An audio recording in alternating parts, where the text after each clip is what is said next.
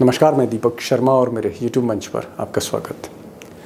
दोस्तों, चुनाव में हार जीत की बात बाद में करेंगे, लेकिन पहले वो खबर जो गोदी मीडिया आपसे छुपा रही है। और खबर यह है कि चुनाव के दूसरे फेज में, वोटिंग के सेकंड फेज में भी मोदी जी आज झटका खा गए। पिछले फेज में यानी 19 अप्रैल को जब वोटिंग की शुरुआत हुई थी तो भी वोट कम पड़े थे, वोटिंग कम हुई थी, झटका था। और आज 26 अप्रैल को सेकेंड फेज में भी वोट कम पड़े हैं। और ये वोट वहां कम पड़े हैं जहां जहां बीजेपी के गढ़ हैं, बीजेपी की पॉकेट से, बीजेपी के किले हैं, वहीं पर वोट कम पड़ रहा है। अब मिसाल के तौर पर जो ताज़ा आंकड़े हैं 26 अप्रैल के 5 बजे तक, उत्तर प्रदेश में तकरीबन 52.64 के आसपास वोटिंग हुई। बिहार में 53% वोटिंग हुई। मध्य प्रदेश में 54.83 हुई। महाराष्ट्र में 53% के आसपास वोटिंग हुई है। और अगर हम इसको कंपेयर करते हैं देश के बाकी जगहों से तो ये प्रतिशत बहुत कम है। मिसाल के तौर पर अगर आप त्रिपुरा देखें या बंगाल देखें तो वोटिंग बहुत ज़्यादा है। 5 बजे तक त्रिपुरा में 76% से ज़्यादा लोग वोट डाल चुके थे और बंगाल में भी 71% वोट है। यानी जो बीजेपी के गढ़ हैं, जो बीजेपी की पॉकेट्स हैं, जहां पर बीजेपी जीतती आई है, वहीं पर वोट कम पड़े, पहले चरण में भी, दूसरे चरण में भी। अब दोस्तों, सवाल यह है कि बीजेपी के जो गढ़ रहे हैं, जी हाँ, 2014 और 2019 में जिस बेल्ट में मोदी जी ने स्वीप किया, बम्पर वोट लिए, बम्पर सीटें जीती, जो बीजेपी के गढ़ रहे, उस हिंदी पट्टी में आप कह सकते हैं बिहार है, उत्तर प्रदेश है, मध्य प्रदेश है, यहां तक कि महाराष्ट्र है, उस पट्टी में, उस बेल्ट में इस बार वोट कम क्यों पड़ रहे हैं? फर्स्ट फेज में भी, और यही ट्रेंड हम सेकंड फेज में देख रहे हैं। अब अगर आप जानकारों से बात करें, सेफोलॉजिस्ट से बात करें, तो कारण तो बहुत है, लेकिन 3 प्रमुख कारण हैं कि बीजेपी के गढ़ में वोट क्यों कम पड़ रहे हैं। नंबर 1, मोदी लहर। ऐसा कहा जा रहा है कि ग्राउंड जीरो पर, ज़मीन पर मोदी लहर नहीं दिख रही है। जो 2019 में सर्जिकल स्ट्राइक के बाद जो करंट था बीजेपी में, बीजेपी के काडर में, वोटर में, समर्थक में, वो लहर नहीं दिख रही। नंबर 1। नंबर 2, काडर में जोश भरने में इस बार मोदी और अमित शाह और नड्डा नाकाम रहे। काडर में जोश नहीं, कार्यकर्ताओं में वो जोश नहीं है जो 2014 में और 19 में दिखा था। और इन सब का एक क्यूमुलेटिव इफेक्ट ये है, एक असर इसका ये है कि बीजेपी के जो वोटर हैं, या यूं कहें जो फ्लोटिंग वोटर हैं, वो घर से कम निकल रहे हैं। यानी घर से वो कम निकलकर बूथ पर जा रहे हैं वोट डालने।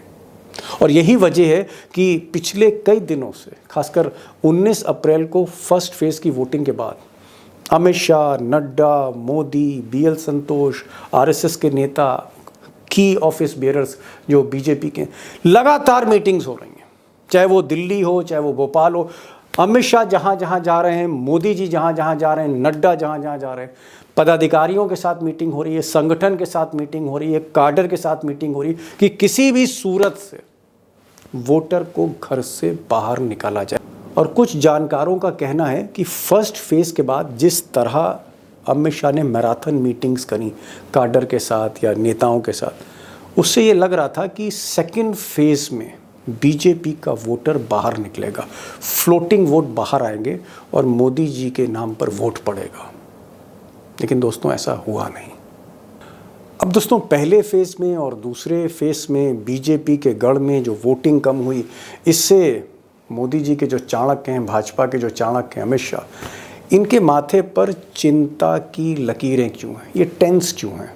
बेचैन क्यों हैं? क्यों मीटिंग कर रहे हैं? लगातार देर रात तक मीटिंग्स चल रही हैं। इसका कारण बहुत ऑब्वियस है, बहुत साफ है। और कारण ये साफ है कि अगर आप आंकड़े देखें, पिछले कुछ चुनाव के आप आंकड़े देखें, 20-25 वर्षों के अगर आप आंकड़े देखें, तो एक बात बिल्कुल स्पष्ट है कि जब जब देश में वोट कम पड़ा तो इसका नुकसान कांग्रेस को नहीं हुआ, इसका असली नुकसान बीजेपी को हुआ है। कम वोट मतलब बीजेपी का वोट घटा है। लेस वोटिंग परसेंटेज का मतलब है लेस वोट फॉर बीजेपी। जैसे मिसाल के तौर पर आप देखें 1999 में अटल जी जब प्रधानमंत्री बने 182 सीट लेकर आए, तब जो वोट परसेंटेज था देश का वो था 59.99%, आप कह सकते हैं 60%। और ये जो वोट परसेंटेज था इसकी बदौलत 182 सीटें अटल जी को मिली, यानी बढ़े हुए वोट का फ़ायदा अटल जी ने उठाया, भाजपा ने उठाया। 2004 में वोट परसेंटेज कम हुआ, यानी 60% से वो 58% आ गया। ऑलमोस्ट आप कह सकते हैं 2% वोट कम पड़ा देश में। अटल जी की सरकार चली गई, सोनिया गांधी या मनमोहन सिंह की सरकार आ गई। उसके बाद 2009 में भी जो वोट है अगर आप देखेंगे 58% के आसपास है, और इसका लाभ जो है कांग्रेस को मिला, बीजेपी को नहीं मिला। अब दोस्तों 2014 में तकरीबन 8%, बल्कि यूँ कहूँ 8% से ज़्यादा का उछाल आया देश में वोटिंग परसेंटेज का। वोटिंग जो है 8% ज़्यादा बढ़ी। इसका फ़ायदा किसको मिला? बीजेपी को मिला, मोदी को मिला। मोदी ने रिकॉर्ड तोड़ 282 सीटें मिली। 2019 में फिर वोटिंग ज़्यादा हुई 67.40, बीजेपी को सीट मिली 303। यानी अगर वोट ज़्यादा पड़ा, परसेंटेज उसकी ज़्यादा है, तो फ़ायदा बीजेपी को है। और अगर वोटिंग परसेंटेज थोड़ी कम है तो ऐसा आंकड़े कह रहे हैं, मैं नहीं कह रहा, आंकड़े बोल रहे हैं, स्टैटिस्टिक्स बता रही है कि फ़ायदा फिर कांग्रेस को। कम वोट पे कांग्रेस को फ़ायदा, ज़्यादा वोट पे बीजेपी को फ़ायदा। मैं नहीं कह रहा, आंकड़े बता रहे हैं। तो दोस्तों जो सबसे बड़ा सवाल है, या यूँ कहें जो सबसे बड़ी खबर है आज के दौर में, आज की तारीख में, वो ये है कि अगर ये कम वोटिंग का ये जो ट्रेंड है ये जारी रहा बाकी के फेज़ में, 2 फेज़ हो चुके हैं, तीसरा फेज़, चौथा फेज़, 5वां, छठा और 7वां फेज़ 1 जून को होगा। अगर ये जितने भी फेज़ बचे हैं, अगर इसमें वोटिंग परसेंटेज गिरता है या इतना ही रहता है, तो क्या ये गेम, ये बाजी मोदी के हाथ से निकल रही? क्या फिर मोदी के हाथ से खेल निकल रहा है? बड़ा सवाल है, और मैं चाहूँगा कि आज इसको पूरी तरह से डिकोड करूँ। प्रोफेसर रविकांत ऐसे सवालों को बहुत आसानी के साथ सुलझाते हैं, सामने रखते हैं, फैक्ट्स रखते हैं। प्रोफेसर रविकांत जी के पास चलेंगे। क्या मोदी के हाथ से गेम निकल रहा है, खेल निकल रहा है? डॉक्टर साहब, एक बार फिर हमने देखा पहले फेज की तरह दूसरे फेज में भी कि जहां जहां बीजेपी के गढ़ हैं, किले हैं, जैसे उत्तर प्रदेश, पश्चिमी उत्तर प्रदेश, जैसे मध्य प्रदेश, जैसे महाराष्ट्र, यहां तक कि बिहार, जहां जहां हिंदी पट्टी में, हिंदी बेल्ट में जहां मोदी मोदी हो रहा था, वहां वहां चुनाव का प्रतिशत घटा है। अगर हम कंपेयर करते हैं इसको त्रिपुरा से, असम से, बंगाल से, तो प्रतिशत घटा है। ये जो प्रतिशत घट रहा है, जिसकी चर्चा अमित शाह और मोदी और नड्डा कर रहे हैं, जिस पर बीजेपी बार बार मीटिंग कर रही है, ये जो प्रतिशत नीचे आ रहा है, वोटिंग कम हो रही है, इसका मतलब क्या है डॉक्टर साहब? दीपक जी, इसका मतलब ये है कि जिस कीचड़ में कमल खिलता था उसमें मोदी के रथ का पहिया धस गया है और उसे कोई लहर नहीं मिल रही है कि वो पार लग जाए। फंस गया है वो वहीं, कोई लहर नहीं, ना हवा की लहर है ना पानी की लहर है, और इसीलिए वोट परसेंटेज घट रहा है।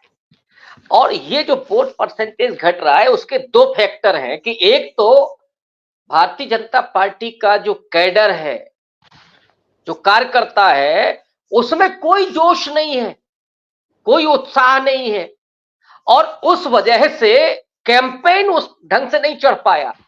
जो आपने कहा कि मोदी मोदी नहीं हो रही है, मोदी मोदी नहीं हो रही है, तो जो फ्लोटिंग वोटर है, और हर चुनाव में फ्लोटिंग वोटर सबसे ज्यादा निर्णायक होता है, कई बार वो 10 से लेकर के 20% तक हो जाता है दीपक जी, और ये लहर के साथ जाता है हमेशा, जिसकी कोई आइडियोलॉजी नहीं है, जिसका कोई राजनीतिक दल के साथ कोई कमिटमेंट नहीं है, वो केवल ये देखता है कि किसकी लहर चल रही, हवा में कौन है। 2014 में हवा थी तो झुक गया इधर, और 56 आप क्या कह रहे हो डॉक्टर साहब? सीधे सीधे यूपी में।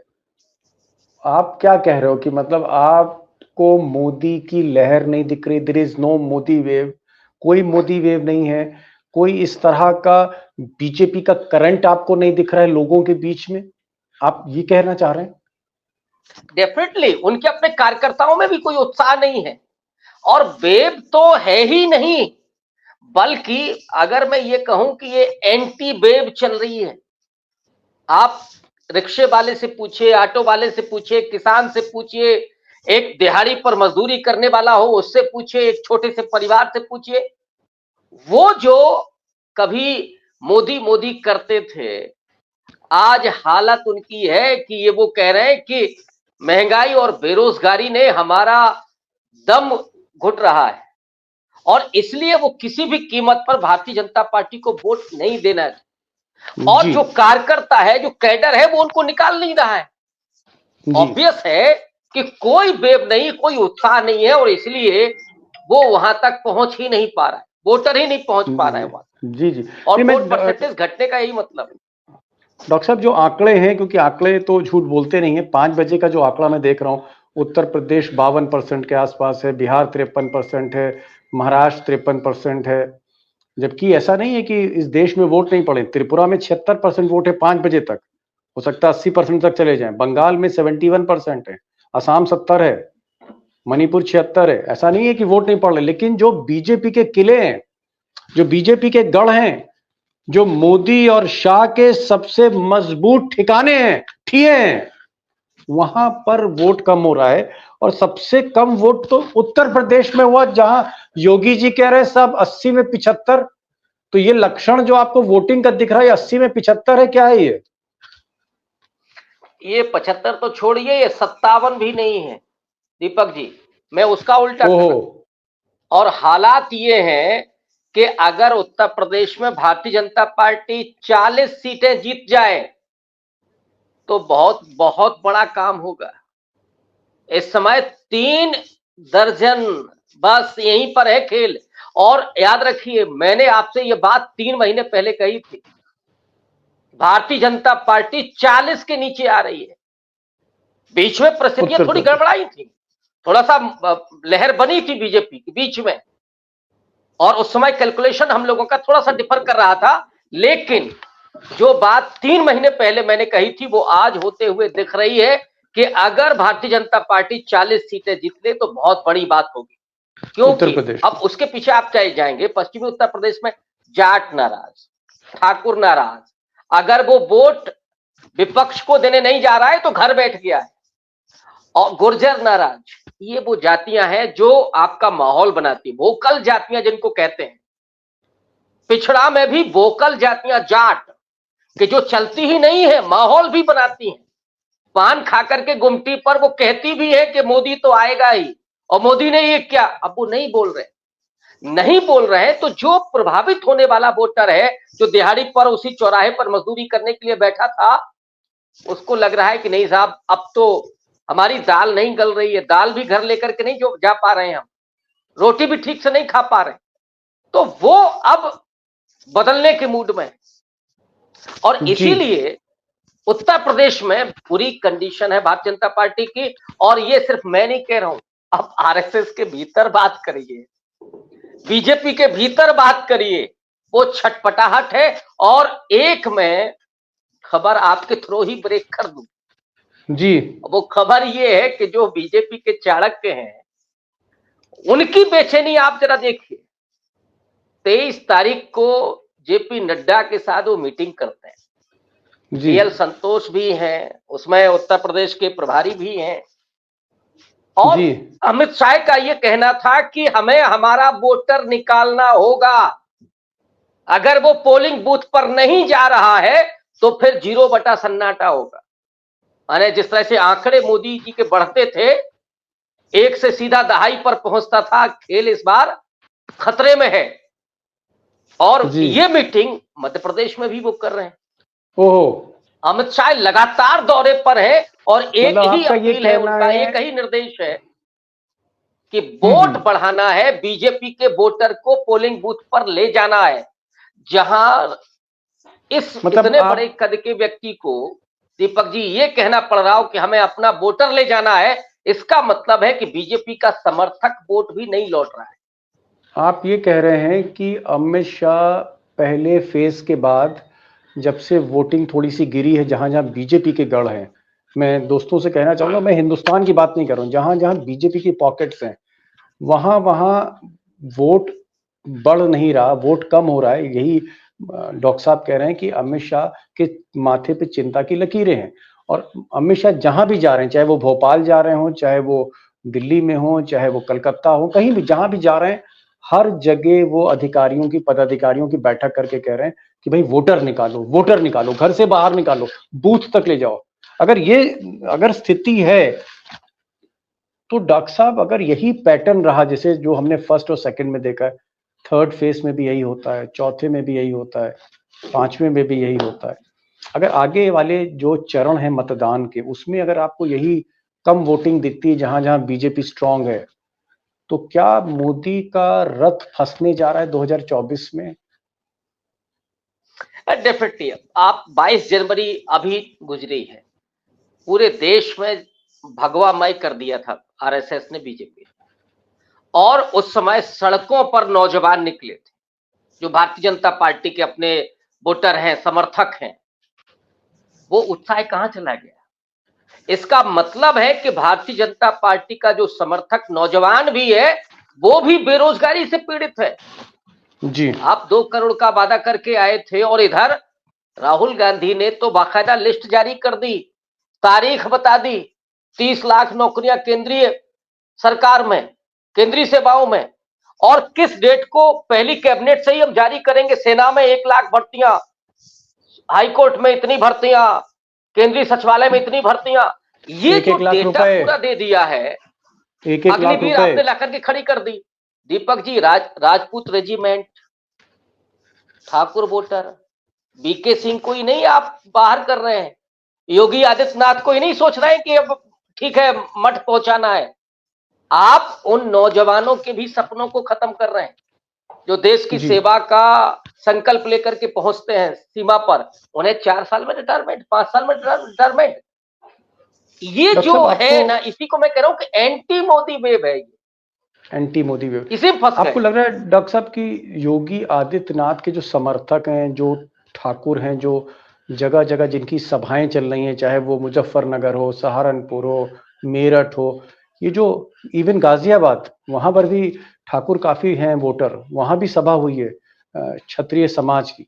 ये क्षत्रिय समाज जो सभा कर रहा है, जिसको परमिशन उत्तर प्रदेश की पुलिस दे रही है सभा करने की, क्या योगी आदित्यनाथ का एक समर्थक वोटर मोदी को प्रधानमंत्री नहीं देखना चाह रहा है? क्या आपको लग रहा है? उनको लगता है कि मोदी अगर वापस आएंगे तो सबसे पहले योगी जी का विकेट गिरा देंगे?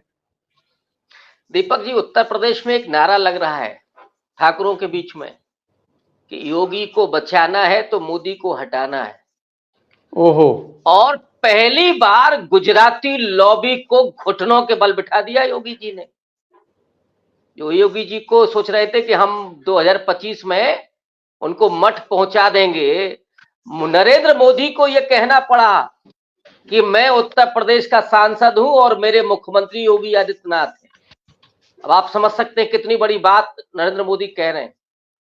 जी, चेहरे पर मुस्कान आ गई योगी आदित्यनाथ के, ये जी, हल्का नहीं था मामला, तो ताकत दिखाई, और वो स्पष्ट तौर पर मैसेजिंग है। आपने बिल्कुल दुरुस्त कहा है कि अगर पुलिस उनको इजाजत दे रही है, और कई जगहों पर तो मुझे मालूम है कि जहां प्रशासनिक अधिकारी ठाकुर हैं, जिलाधिकारी ठाकुर हैं, अनुमति उन्होंने मिल खुद रही सभाएं है, करवा दी। सभाएं करवा दी, चलिए, खेल वो हो रहा है सीधा डॉक्टर आता। साहब, इस खेल पे फिर बात करेंगे। क्योंकि इस पर तो पूरी रिसर्च है आपकी, इस खेल पे, इसके तो आप महारथी हैं, सारी आपको पूरी गणित मालूम है।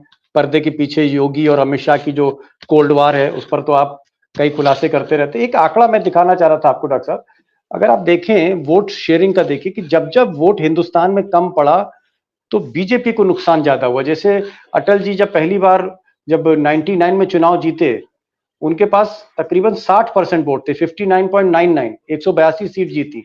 लेकिन 2004 में जब वो हारे तो वोट शेयर घटा, 2009 में भी वोट शेयर घटा और बीजेपी की सरकार नहीं बन पाई। तो जब जब वोट शेयर घटा है बीजेपी की सरकार नहीं बन पाई, लेकिन जैसे ही वोट शेयर बढ़ा, वोटिंग पैटर्न बढ़ा, देश में वोट ज्यादा पड़े, जैसे 2014 में 66% वोट पड़ा, 2019 में 67% तक वोट गया। तो वोट जब देश ने ज्यादा डाला तो ऐसा मानना है कि जो शहरी वोटर, सवर्ण वोटर आया या बीजेपी का वोटर आया तो बीजेपी की सरकार बनी। और अगर हिंदुस्तान में ओवरऑल वोट घटा तो बीजेपी की सरकार से बाहर हो गई, सत्ता से बाहर हो गई।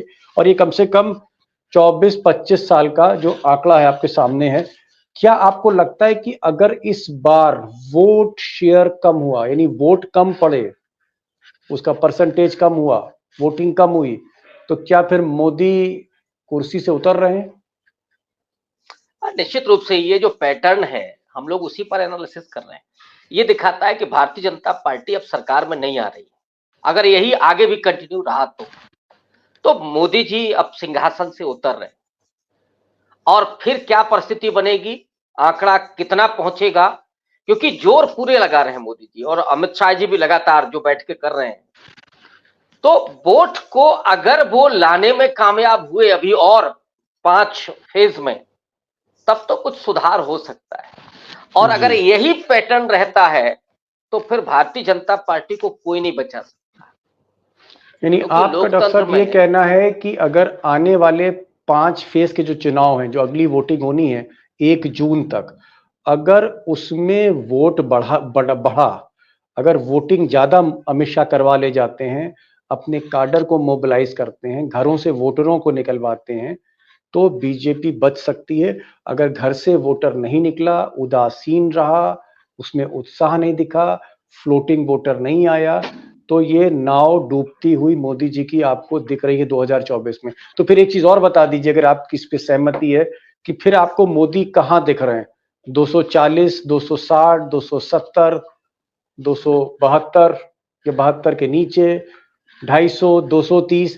एक अनुमान, क्योंकि आप पूरे हिंदुस्तान में भ्रमण कर रहे हैं, लोगों से मिल रहे हैं, खुद रिसर्चर हैं, आपकी रिसर्च क्या कह रही, कहां दिख रहा है रथ आपको? बीच मझधार में फंसा हुआ दिख रहा है? बीच मझधार में, और मुझे लगता है कि इस नाव में छेद बड़ा हो गया है। ओहो, मतलब छोटा छेद नहीं है, बड़ा छेद हो गया है। आरएसएस अब अपने गढ़ नहीं बचा पा रहा है। अगर राजस्थान में 6 से 10 सीटें कांग्रेस पार्टी उठा ले गई, जीत ले गई, हरियाणा में एंटी वेव है, बुरी तरीके से एंटी वेव है। वो 10 सीटों पर 9 पर तो प्रभावित कर रही है।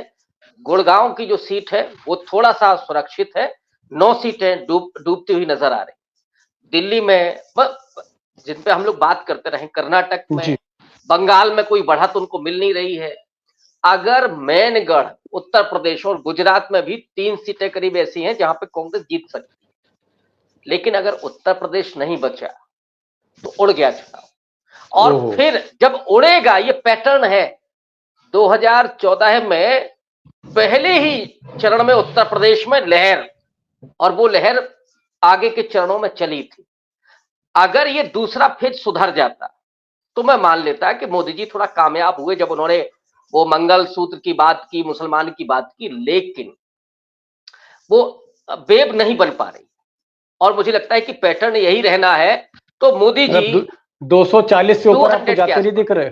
200? ओहो, 200 के आसपास, और मैक्सिमम 220 220 तक डॉक्टर साहब कह रहे हैं कि मैक्सिमम जा सकते हैं, 200 तक सिमट सकते हैं। 200 का मतलब है कि मोदी जी की सरकार किसी कीमत पे बन नहीं रही।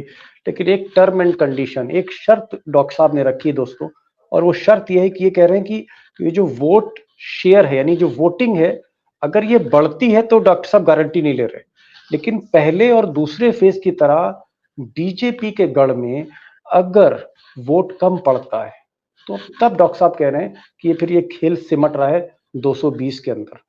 डॉक्टर साहब, बहुत बेबाक और बड़ी आपकी जो एनालिसिस बड़ी क्रिस्टल क्लियर है, और इसीलिए शायद आपके नाम के आगे प्रोफेसर भी लगा हुआ है।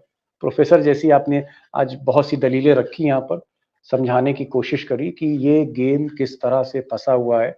और एक ही चीज बचा सकती है अमित शाह और मोदी को, गुजरात वादी को, कि वोट ज्यादा पढ़े। अगर वोट ज्यादा नहीं पड़ा तो फिर ये खेल जो है कहीं ना कहीं खटाई पे पड़ता हुआ दिख रहा है। डॉक्टर साहब आप आए, आपने समय निकाला, बेबाकी से बात करी, सारी चीजें सामने रखी हैं, और इसीलिए दोस्त जो है आपको बहुत चाहते हैं, वो चाहते हैं कि आप बार बार हमारे प्रोग्राम में आए और चीज़ों को राजनीति को बजाय उलझाने के आसानी से समझाएं, और जो आप करते हैं। बहुत बहुत सैल्यूट आपको, आपकी इस एनालिसिस का, और मैं चाहूँगा कि आने वाले फेजेस में भी आप हमारे साथ जुड़े रहें। Thank you so much doctor साहब for joining this programme. Thank you so much.